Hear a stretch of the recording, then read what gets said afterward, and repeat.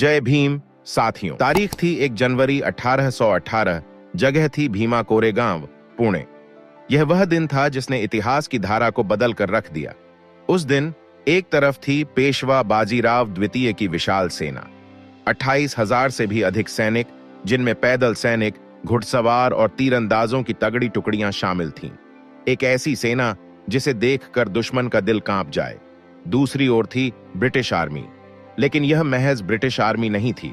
इसमें शामिल थे वे योद्धा जो हर अन्याय और अत्याचार के खिलाफ अपनी जान की बाजी लगाने को तैयार थे। ब्रिटिश सेना में कुल 834 सैनिक थे, जिनमें से 500 महार जाति के वीर योद्धा थे। ये महार सैनिक ही थे जिन्होंने अपने साहस, शौर्य और अदम्य आत्मबल से इतिहास में इस युद्ध को अमर कर दिया। पेशवा की विशाल सेना देखकर अंग्रेज अफसरों का भी मनोबल डगमगा गया था। हजारों सैनिकों के मुकाबले चंद सिपाही, लग रहा था जैसे हार निश्चित हो। लेकिन महार रेजिमेंट के इन योद्धाओं ने हार मानने से इनकार कर दिया। भीमा नदी के किनारे इन सैनिकों ने एक ऐसा संग्राम छेड़ा जिसकी गूंज इतिहास में सदियों तक सुनाई देगी। जब युद्ध शुरू हुआ, महार सैनिक भूखे शेरों की तरह पेशवा की सेना पर टूट पड़े। एक एक महार सैनिक 100-100 पेशवा सैनिकों पर भारी पड़ रहा था।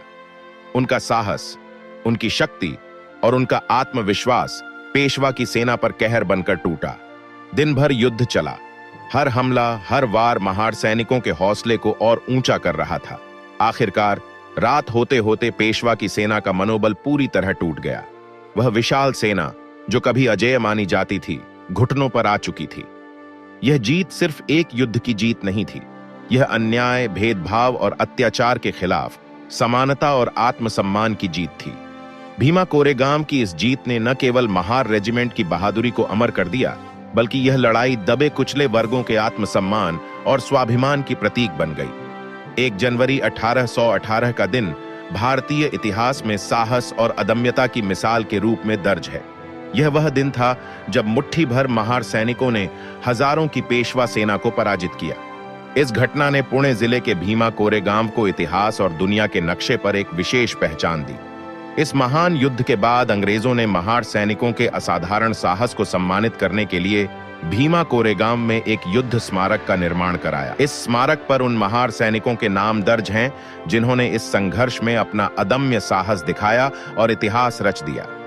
इस लड़ाई ने न केवल महार सैनिकों की वीरता को अमर कर दिया, बल्कि उस समय के सामाजिक और राजनीतिक परिदृश्य को भी बदलने का संकेत दिया। बड़ा सवाल यह है कि महार सैनिकों में पेशवा शासन के खिलाफ लड़ने का इतना साहस और शक्ति कहां से आई? ऐसी कौन सी प्रेरणा थी जिसने उन्हें अपने प्राणों की परवाह किए बिना युद्ध के मैदान में कूदने को मजबूर किया? महार सैनिकों की यह शक्ति उनके लंबे समय से झेले गए अत्याचारों और भेदभाव के खिलाफ उनकी दृढ़ इच्छा शक्ति का परिणाम था।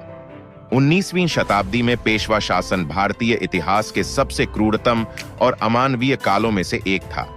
मराठा साम्राज्य के अंतर्गत ब्राह्मण पेशवाओं ने सत्ता पर कब्जा किया और उनके शासन ने समाज के शूद्र वर्ग के लिए भयावह यातनाओं का दौर शुरू किया। पेशवाओं ने मनुस्मृति जैसे जातिवादी और विभाजनकारी सिद्धांतों को कठोरता से लागू किया।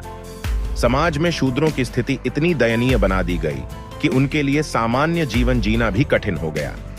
शूद्रों को अपमानित करने और उनके मानवीय अधिकारों को कुचलने के लिए क्रूर नियम बनाए गए। शूद्रों को गले में एक हांडी टांगना अनिवार्य किया गया था ताकि वे जहां जाएं, थूक उसी में गिरे और भूमि या ब्राह्मणों को अपवित्र न करें। साथ ही उन्हें कमर पर झाड़ू बांधने के लिए मजबूर किया गया ताकि उनके पैरों के निशान मिटते जाएं और किसी ऊंची जाति के व्यक्ति के रास्ते में उनकी छाया भी न पड़े। पेशवा शासन में शूद्र केवल दोपहर के समय ही बाहर निकल सकते थे, क्योंकि उस समय उनकी परछाई सबसे छोटी होती थी। यह व्यवस्था इसलिए थी ताकि उनकी परछाई ब्राह्मणों या अन्य ऊंची जातियों पर न पड़े, जिससे वे अपवित्र महसूस न करें। इसके अलावा शूद्रों को अपने पैरों में घुंघरू या घंटी बांधने के लिए मजबूर किया जाता था। इसका उद्देश्य था कि उनकी आवाज सुनकर ब्राह्मण दूर से ही सतर्क हो जाएं और उनके संपर्क में आने से बच सकें। यह कदम शूद्रों को इंसान से अधिक एक चेतावनी संकेत की तरह इस्तेमाल करने जैसा था। शूद्रों पर पढ़ाई लिखाई और संपत्ति अर्जित करने पर पूर्ण प्रतिबंध था। शिक्षा और संपत्ति, जो किसी भी व्यक्ति के सम्मानजनक जीवन के लिए महत्वपूर्ण होती है, उनसे पूरी तरह छीन ली गई थीं। उनका जीवन केवल गुलामी, अपमान और यातनाओं तक सीमित कर दिया गया था। पेशवा शासनकाल न केवल सामाजिक असमानता का चरम था, बल्कि यह मानवता के मूल सिद्धांतों के खिलाफ एक क्रूर शासन व्यवस्था का प्रतीक बन गया। इतिहास के एक ऐसे दौर में जब पेशवाओं ने दलित समुदाय के लोगों पर अमानवीय अत्याचार किए और उनका हर तरह से शोषण किया, महार समुदाय के लोगों को ब्रिटिश सेना में शामिल होने का मौका मिला। यह मौका महज संयोग नहीं था, बल्कि ब्रिटिश सरकार की एक रणनीति थी। अंग्रेज समझ चुके थे कि भारतीय समाज में जाति व्यवस्था कितनी गहरी और विभाजनकारी है। उन्होंने इसी कमजोरी का फायदा उठाने के लिए महार रेजिमेंट का गठन किया। ब्रिटिश सेना में शामिल सवर्ण सैनिक शूद्रों के साथ कोई संबंध नहीं रखना चाहते थे।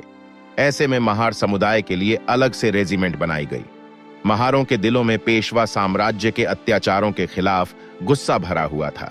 सदियों तक अपमान और भेदभाव सहने के बाद अब उनके पास अपनी ताकत दिखाने का मौका था। 1 जनवरी 1818 को भीमा कोरेगांव की ऐतिहासिक लड़ाई में यह मौका आया। पेशवा बाजीराव द्वितीय की विशाल सेना, जिसमें लगभग 28,000 सैनिक थे, उनका सामना सिर्फ 500 महार सैनिकों से हुआ। लेकिन इन महार सैनिकों ने अप्रत्याशित साहस और रणनीति का प्रदर्शन करते हुए पेशवा की सेना को धूल चटा दी। इस लड़ाई में महार सैनिकों के लिए अंग्रेजों की वफादारी से अधिक महत्व उस अपमान और भेदभाव का बदला लेना था जो उन्होंने सदियों से सहा था। यह सिर्फ एक युद्ध नहीं था, बल्कि सामाजिक न्याय और आत्मसम्मान की लड़ाई थी। इस विजय ने न केवल महार समुदाय की शक्ति को दिखाया, बल्कि यह भी सिद्ध किया कि न्याय और समानता के लिए लड़ने का जज्बा किसी भी सेना से बड़ा हो सकता है। भीमा कोरेगांव की यह लड़ाई भारतीय इतिहास में एक मील का पत्थर है, जो दलित समुदाय के साहस और उनके संघर्ष की प्रतीक बन गई। इसने यह संदेश दिया कि जब अन्याय के खिलाफ आवाज उठाई जाती है, तो किसी भी बाधा को पार किया जा सकता है। 1 जनवरी 1927 का दिन भारतीय इतिहास में एक महत्वपूर्ण मील का पत्थर साबित हुआ, जब डॉक्टर भीमराव अंबेडकर ने भीमा कोरेगांव का दौरा किया। यह केवल एक यात्रा नहीं थी, बल्कि सामाजिक न्याय और समानता की दिशा में एक ऐतिहासिक पहल थी। बाबा साहब के इस कदम ने दलित समाज के भीतर एक नई चेतना और आत्मसम्मान की भावना का संचार किया। भीमा कोरेगांव का युद्ध, जो 1 जनवरी 1818 को हुआ था, दलित वीरता और साहस का प्रतीक है। इस युद्ध में दलित सैनिकों ने अपनी बहादुरी और अदम्य साहस का परिचय देते हुए पेशवाओं को हराया था। यह घटना इतिहास में भले ही उपेक्षित रही हो, लेकिन बाबा साहब ने इस युद्ध के महत्व को पहचाना और इसे दलित समाज के लिए प्रेरणा का स्रोत बनाया। उनके भीमा कोरेगांव जाने से समाज में एक संदेश गया कि दलित न केवल सहने वाले हैं, बल्कि अपने अधिकारों के लिए संघर्ष करने की क्षमता भी रखते हैं। जो लोग पहले खुद को कमजोर और हीन मानते थे, उन्हें यह एहसास हुआ कि उनके पूर्वजों ने भी शौर्य और पराक्रम की मिसाल पेश की है। इस घटना ने दलित समाज को अपने इतिहास पर गर्व करना सिखाया और उन्हें आत्मनिर्भरता की राह पर आगे बढ़ने की प्रेरणा दी। डॉक्टर अंबेडकर की यह पहल केवल इतिहास का पुनर्स्मरण नहीं थी, बल्कि एक आंदोलन की शुरुआत थी, जिसने सामाजिक और मानसिक गुलामी की जंजीरों को तोड़ने का मार्ग प्रशस्त किया। भीमा कोरेगांव की यह यात्रा एक नई शुरुआत की गाथा है, जो आने वाली पीढ़ियों को आत्मसम्मान और समानता की प्रेरणा देती रहेगी। यह एक गर्व का विषय है कि धीरे धीरे दलित समुदाय हर साल 1 जनवरी को भीमा कोरेगांव में जुटने लगे हैं। आज यह स्थान लाखों लोगों के लिए प्रेरणा का केंद्र बन गया है। हर साल लाखों लोग यहां आकर अपने पूर्वजों की बहादुरी और संघर्ष को याद करते हैं। लेकिन कुछ ब्राह्मणवादी ताकतें इस ऐतिहासिक घटना को तोड़ मरोड़ कर प्रस्तुत करने की कोशिश करते हैं। वे इसे अंग्रेजों की जीत का उत्सव बताकर भ्रम फैलाते हैं। ये सवाल उठाते हैं कि आजाद भारत में अंग्रेजों की जीत का जश्न क्यों मनाया जा रहा है।